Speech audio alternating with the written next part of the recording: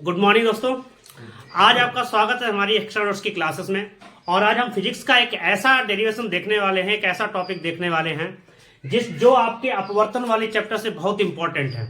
आपके अपवर्तन वाले से 3 डेरिवेशंस बहुत इंपॉर्टेंट है। एक तो आपका गोलीय पृष्ठों के लिए अपवर्तन का सूत्र, और उसके बाद जो दूसरा है सबसे इंपॉर्टेंट है वो है लेंस मेकर सूत्र, जो डिपेंड करेगा आपकी गोलीय पृष्ठों के अपवर्तन के सूत्र पर। सबसे पहले इसको करने से पहले हम देखेंगे कि इसका जो डायग्राम है वो कैसे ड्रॉ होता है। पूरे लाइट के चैप्टर में अगर एक ही चीज इंपॉर्टेंट होती है वो होती है उसके डायग्राम को ड्रॉ करना। अगर हम डायग्राम को ड्रॉ करना नहीं सीख पाते हैं तो किरणें कैसे चल रही हैं, उसकी दूरी कहां से कहां तक की ली जाएगी, या जो भी डिस्टेंसेस आपको समझ में अगर नहीं आती हैं तो आप उस डेरिवेशन को क्लियर नहीं कर सकते हैं।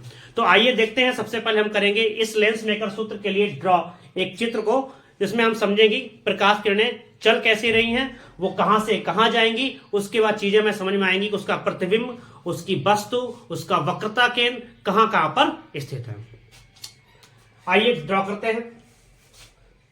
मान लीजिए ये आपका एक लेंस है। कौन सा लेंस है बेटा? उत्तल लेंस। कौन सा लेंस? ये उत्तल लेंस।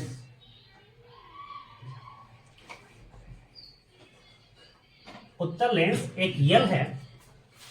ये जो है इसकी मुख्य अक्ष है। क्या है? मुख्य अक्ष। अगर हम देखें तो ये लेंस जो है कितने पृष्ठों से मिलकर बना है? 2 पृष्ठों से मिलकर बना है। अभी हम समझने के लिए इसमें लिख लेते हैं S1 पृष्ठ और S2 पृष्ठ। दूसरी चीज, अगर हम इसमें समझने की कोशिश करें, इसका जो पृष्ठ पहला वाला है वो है आपका A, B और C, और जो दूसरा पृष्ठ है आपका A, D और C। A, B, C surface S1 है, A, D, C सरफेस क्या है? S2 है। ठीक है। अगर हम इस वाले पृष्ठ की गोली संरचना की कल्पना करें तो इसका जो गोला है वो किस तरह बनेगा? इस और ड्रॉ होगा। कहने की बात यह है, समझने वाली बात यह है कि इस वाले S1 का जो सेंटर ऑफ कर्वेचर होगा वो किस तरफ होगा? इस तरफ होगा, यहां कहीं पर C1। यानी इस वाले पृष्ठ के लिए जो C1 होगा वो किस तरफ होगा? इस तरफ होगा। और अगर हम बात करें सरफेस 2 की, तो इस सरफेस 2 का जो सर्किल है काल्पनिक तौर पर वो किस तरफ ड्रॉ होगा? इस तरफ होगा। तो S2 का जो सेंटर ऑफ कर्वेचर है वो C2 कहां रहेगा? इस तरफ रहेगा। ठीक है। इस आधार पर हम यहां पर इन दोनों की अगर जानकारी है तो इसके आधार पर जो हम अविलंब ड्रॉ करेंगे, क्योंकि प्रकाश किरण जब एक माध्यम से दूसरे माध्यम में जाती है तो अविलंब के साथ वो अपना मार्ग का परिवर्तन करती हैं। और अविलंब हम तभी डाल सकते हैं जब दोनों के हमें सेंटर ऑफ कर्वेचर पता हो। तो इस आधार पर हम प्रकाश की किरणों को ड्रॉ करेंगे। चलिए देखते हैं। मान लीजिए इसमें चलने वाली पहली प्रकाश किरण सेंटर ऑफ कर्वेचर से होती हुई सीधे निकल जाती है। क्योंकि आपने पढ़ा है जब कोई प्रकाश किरण वक्रता केंद्र से होकर जाती है तो उसी मार्ग में सीधी निकल जाती। क्योंकि आप अपवर्तन हो रहा तो सीधी जाएगी, अगर यहाँ पर दर्पण होता तो उसी मार्ग पर वापस लौट जाती। तो पहली प्रकाश किरण तो इस मुख्य अक्ष को सेंटर मानते हुए यहां से सीधी गुजर जाती है। यहां पर वस्तु रखी हुई P, पहली प्रकाश चली गई है इस रास्ते से होकर के। दूसरी प्रकाश किरण इस रास्ते से होकर जाती है और पृष्ठ A, B, C के इस बिंदु पर जाकर के टकराती है। किस बिंदु पर जाकर टकरा रही है? इस बिंदु के जाकर टकरा रही है। तो अगर ये माध्यम आपका N1 कैसा माध्यम है? N1। और ये माध्यम आपका कैसा है? N2। और फिर यहां से जब निकलेगी फिर वायु में आ जाएगी, फिर कैसा माध्यम आ जाएगा? N1। वायु से कांच में, फिर कांच से फिर वायु में। अगर ये प्रकाश जब यहां से मूवमेंट कर रही है और यहां पर इसको कोई डिस्टर्ब ना करता, कोई दूसरा माध्यम ना आता, तो ये प्रकाश कण कैसे जाती? बिल्कुल सीधी निकल जाती इसी मार्ग पर। लेकिन यहां पर इसका डिस्टरबेंस हुआ है। क्या हुआ है? डिस्टरबेंस हुआ है। डिस्टरबेंस कैसा? विरल माध्यम से सघन माध्यम आया है। कैसा आया है? विरल माध्यम से सघन माध्यम आया है। अगर ऐसा है तो आपको पता है कि जब कोई प्रकाश किरण विरल माध्यम से सघन माध्यम में जाती है तो क्या होता है? अविलंब की ओर झुक जाती है। क्या होता है? अविलंब की ओर झुक जाती है। यानी जब प्रकाश किरण विरल से सघन माध्यम में एंटर करेगी तो ये किसकी ओर झुकेगी? अविलंब की ओर। तो सबसे पहले हमें क्या करना है? अविलंब ड्रॉ करना है। हमें पता है कि आपतित किरण और अविलंब एक ही बिंदु पर होता है। और अविलंब होता क्या है? अविलंब होता क्या है, अविलंब जो है उसकी वक्रता केंद्र को मिलाने वाली एक रेखा होती है, यानी किसी गोलीय पृष्ठ के से किसी बिंदु से वक्रता केंद्र को मिलाने वाली रेखा क्या होती है, अविलंब कहलाती है। और हमने जब अपवर्तन और परावर्तन के नियम पढ़े थे तो पढ़ा था कि अविलंब, आपतित किरण और अपवर्तित किरण तीनों कहां होते हैं, एक ही बिंदु पर स्थित होते हैं। तो यानी कि ये जो अविलंब ड्रॉ करेंगे वो कहां से होगा, ये वाला, यानी कि ये आपका जो ब्लू कलर वाला है ये क्या है आपका अविलंब। आपतित किरण और आपतन बिंदु पर डाला गया अविलंब, दोनों कहां पर हैं, एक ही बिंदु पर हैं। अब प्रकाश तक जा कैसी रही है, अगर यहां पर कोई माध्यम नहीं होता तो कैसे जाती, ऐसी जाती। अब चूंकि यहां पर विरल माध्यम से कैसा आ गया है, सघन माध्यम, तो ये क्या होगा, अविलंब की ओर झुकेगी। इसको हम क्या करेंगे, अविलंब की ओर झुकाएंगे। अब प्रकाश किरण ऐसे न जाकर अविलंब की ओर झुकेगी तो ये इस रास्ते से जाएगी, किस रास्ते से जाएगी, इस रास्ते से, और यहां पर एक प्रतिबिंब बनाएगी आपका आई डैश। ठीक, ये प्रतिबिंब कैसा बन रहा है, आई डैश।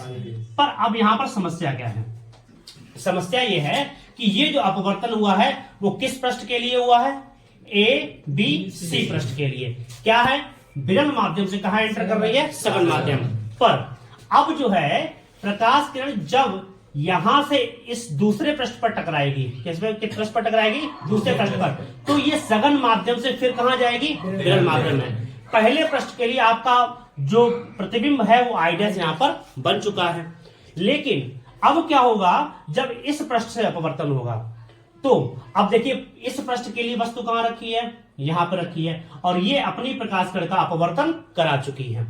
अब जो प्रकाश किरण है वो इस पृष्ठ के लिए होना है, किस पृष्ठ के लिए होना है अपवर्तन, इस पृष्ठ के लिए।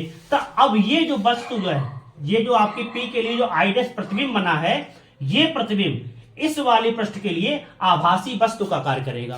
किसका कार्य करेगा, आभासी वस्तु का कार्य करेगा। यानी पी के लिए जो पहले पृष्ठ का प्रतिबिंब है वो आई डैश, पर आई डैश जो है ए डी सी पृष्ठ के लिए किसका कार्य करेगा, आभासी वस्तु का। अब प्रकाश किरण इस माध्यम पर जाकर के टकराएगी,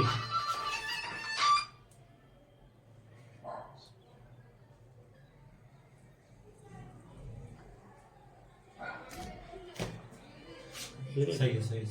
अब जो प्रकाश किरण है वो क्या होगा, इस बिंदु से द्वारा चलेगी और किस बिंदु पर आकर आपतित होगी, इस बिंदु पर।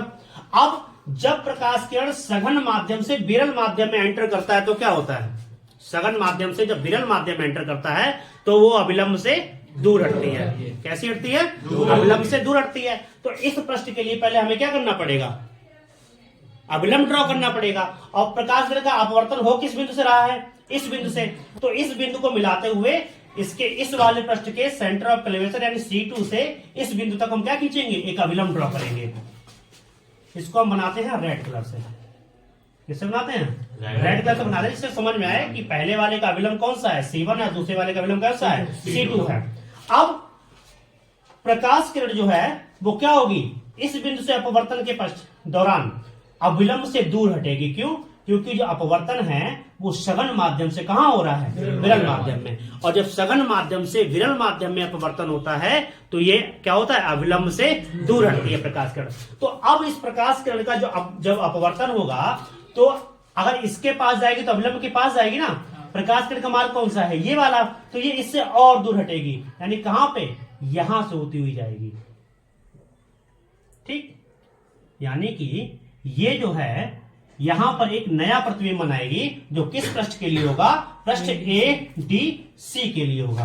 अर्थात ये जो वस्तु है ये किसका कार्य करेगी, ये जो वस्तु है जो कि इस पहले वाले का प्रतिबिंब था, इस वाले पृष्ठ के लिए वस्तु का कार्य कर रही थी। इस वस्तु ने इस पृष्ठ से द्वारा अपवर्तन करने के पश्चात यहां पर एक दूसरा प्रतिबिंब बनाया है जिसका नाम क्या है, आई।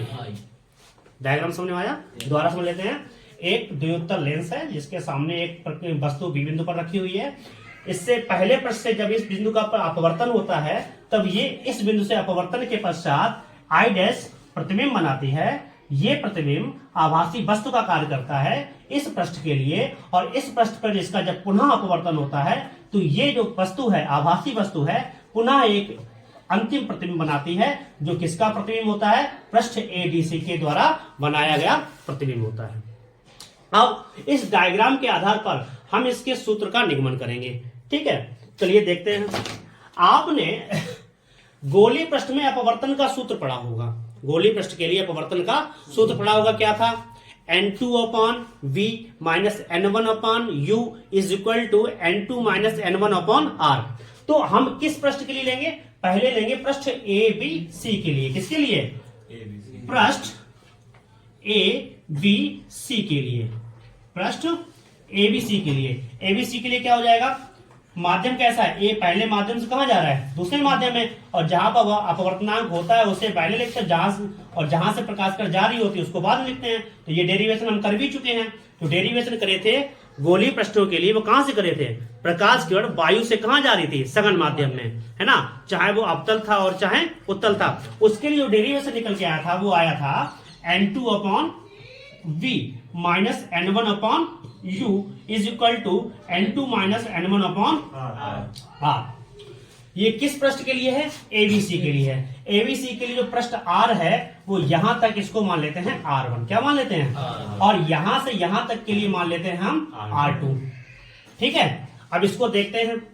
N2 upon V minus N1 upon U equal to N2 minus N1 upon R1। इसको सॉल्व करते हैं। N2 अपॉन V, इस वाले पृष्ठ के लिए प्रतिबिंब कौन है? I dash. किस वाले पृष्ठ के लिए? पहले वाले के लिए। पहले वाले के लिए प्रतिबिंब का काम कौन कर रहा है? I डैश कर रहा है। तो अब जो दूरी नापी जाएगी वो कहां से नापी जाएगी? लेंस के मध्य बिंदु से। और चूंकि ये प्रकाश किरण के डायरेक्शन में है तो इस तक की दूरी कितनी होगी? O I डैश, यानी प्रतिबिंब तक की दूरी कितनी होगी? O I dash minus N1 upon U। U का क्या होता है? वस्तु होती है। और यहां से लेकर के वस्तु तक की दूरी क्या है? OP है। पर यहां पर समस्या ये है, प्रकाश किरण ऐसे जा रही है और दूरी कैसे नापनी पड़ेगी? उसकी विपरीत दिशा में। तो O से लेके P तक कैसा लिया जाएगा? निगेटिव। कैसा लिया जाएगा? Negative. Is equal to N2 minus N1 upon R। इस वाले पृष्ठ के लिए वक्रता त्रिज्या कौन सी है? ये वाली। और इसको नाम हमने क्या दिया है? R1। ये क्या हो जाएगी? R1। R1 तो है, यहां से यहां तक की दूरी कितनी है? OC। कितनी है? OC। और प्रकाश किरण के डायरेक्शन में है तो इसको नाम दे देंगे हम OC1। ठीक, अब माइनस माइनस इसको कैसा कर देगा? प्लस। तो N1 upon OI dash plus N1 upon OP is equal to N2 minus N1 upon OC1। समीकरण 1। इसी प्रकार हम क्या करेंगे? हम पृष्ठ ADC को देखेंगे। कहां पर देखेंगे? पृष्ठ ADC को देखेंगे। पृष्ठ ADC के लिए देखिए, किसके लिए? पृष्ठ ADC के लिए।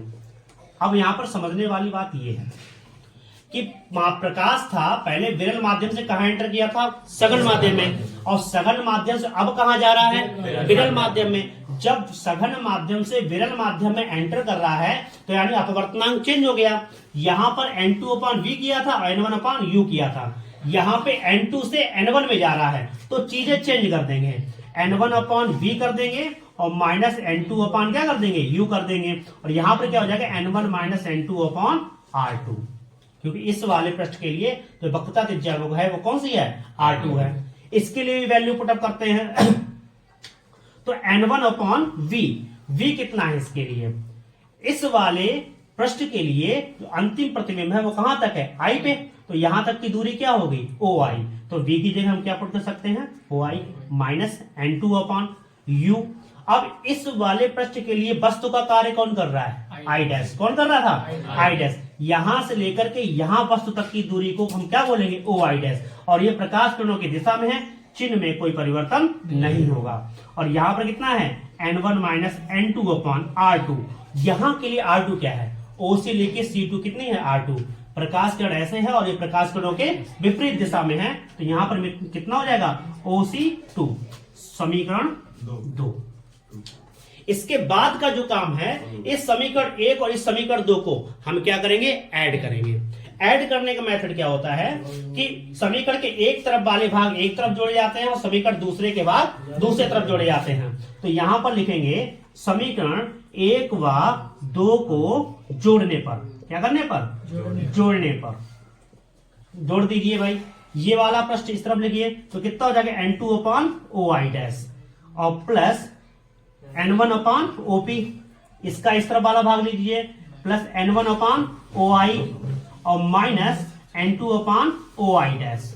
इज इक्वल टू, ये वाला भाग लिखिए N2 माइनस N1 अपान OC1, अभी रोक देना इसको, माइनस ये कैसा है, माइनस का है, यहां पर कितना है माइनस N1 माइनस N2 अपान। यहां तक आपने देखा कि इन दोनों समीकरणों को हमने क्या किया है, जोड़ा हुआ है। इस वाले पृष्ठ को N2 अपान OI dash N1 upon OP, और दूसरे समीकरण का ये भाग N1 upon OI minus N2 अपान OI डैश। इसके बाद दूसरे पक्ष एक तरफ जोड़े हैं N2 माइनस N1 अपान OC1 और minus N1 minus N2 upon minus OC2। यहां तक हमने इसको लिख लिया है। इसके आगे सॉल्व करते हैं। जिस बच्चे को लिखना हो रोक के लिख लीजिए, स्क्रीनशॉट लेना हो स्क्रीनशॉट ले लीजिए। इसके बाद इसको साफ करके आगे की कैलकुलेशन करते हैं।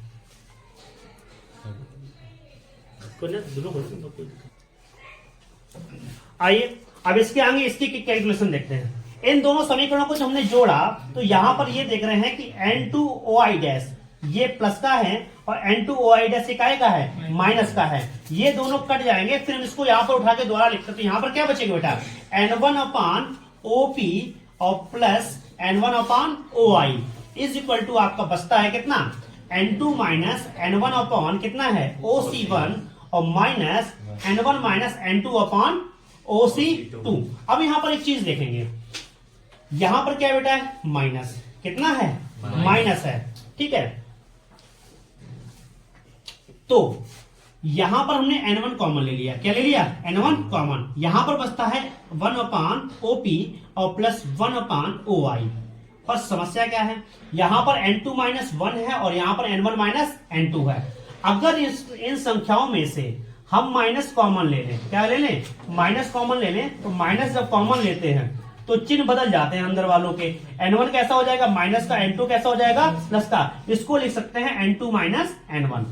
यही चीज यहां पर करेंगे। जब इस कन्वर्ट से हम माइनस बाहर लेंगे तो ये माइनस वाला इस वाले माइनस को कैसा कर देगा, प्लस। तो यहां पर हम लिख सकते हैं N2 माइनस N1 अपान OC1 और प्लस का N2 माइनस N1 अपान OC2।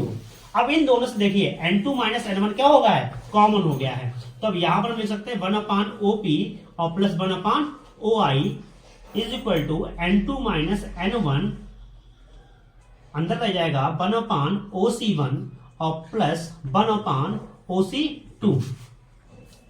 अब इसको आगे सॉल्व करते हैं। अब चीजें देखिए, N1 OP, O से लेके P तक ये क्या है, वस्तु तक की दूरी है। किसकी दूरी है बेटा, यहां से ये क्या वस्तु है, तो O से लेके P तक क्या हो जाएगा, वस्तु हो जाएगा।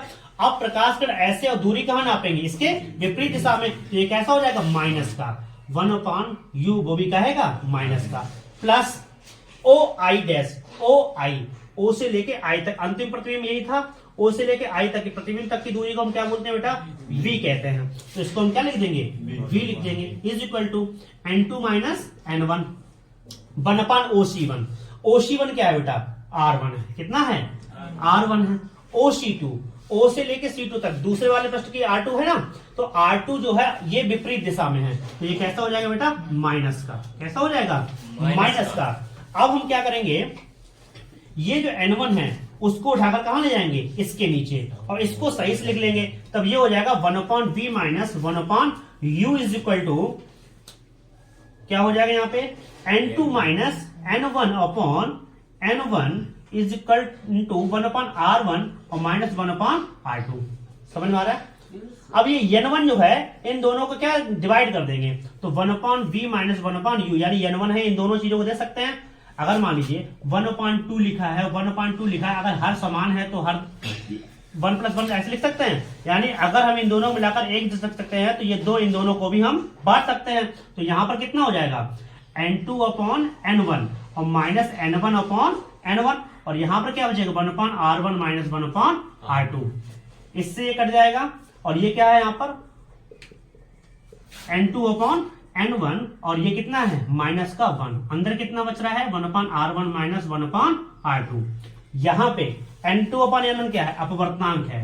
किस पृष्ठ पर हो रहा है, पहले पृष्ठ से दूसरे पृष्ठ पर। अपवर्तनांक कितना है N2 अपॉन N1।